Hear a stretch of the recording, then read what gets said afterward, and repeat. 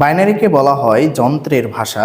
আজকে আমরা এই দশমিক সংখ্যাকে কিভাবে বাইনারিতে প্রকাশ করা হয় সেটা আমরা শিখব। আর এই রূপান্তরটা অনেকগুলো পদ্ধতি রয়েছে, তার মধ্যে একটা উল্লেখযোগ্য একটা পদ্ধতি হলো দুই দ্বারা আমাদের ভাগ করতে হয়। তো দুই দ্বারা ভাগ করে এই পাশে লিখতে হবে ভাগফল আর এই পাশে লিখতে হবে আমাদের ভাগশেষ। তাহলে 2 দ্বারা 25-কে ভাগ যদি করা হয় ভাগফল 25, ভাগফল 12 হয় আর ভাগশেষ 1 হয়। এরপর আবার আমরা যদি 2 দ্বারা 12-কে ভাগ করি ভাগফল 6 হয়, ভাগশেষ 0 হয়। আবার 2 দ্বারা ভাগ করলে 2 দ্বারা 6-কে ভাগ করলে ভাগফল এখানে 3 আর ভাগশেষ 0 হয়, কারণ মিলে যায়।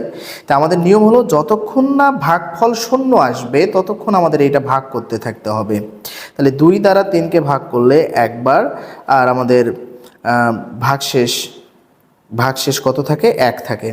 এখন আমরা 2 দ্বারা যদি 1-কে ভাগ করি, তো 2 দ্বারা 1-কে ভাগ যায় না, তাই 0 হয়। তাহলে এইটাই তো ভাগফল, 0 আর 2 গুণ করলে আমাদের 0 হয় আর অবশিষ্ট থাকে 1, তাহলে 1 চলে আসলো। এখন এইটাকে আমরা উপর থেকে নিচে লিখব।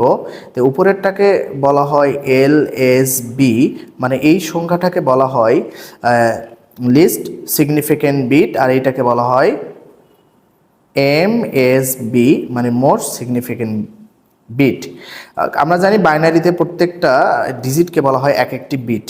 তাহলে এইটাকে আমরা পেলাম যে কি পেলাম, এই যে নিচ থেকে উপর দিকে লিখতে হবে, এই যে 1 1 0 0 1। আর যেহেতু বাইনারিতে প্রকাশ করছে এটার ভিত্তি 2 হয়, তাহলে আমরা 2 লিখলাম। এছাড়া আরও অনেক পদ্ধতি রয়েছে। সবাইকে অনেক ধন্যবাদ।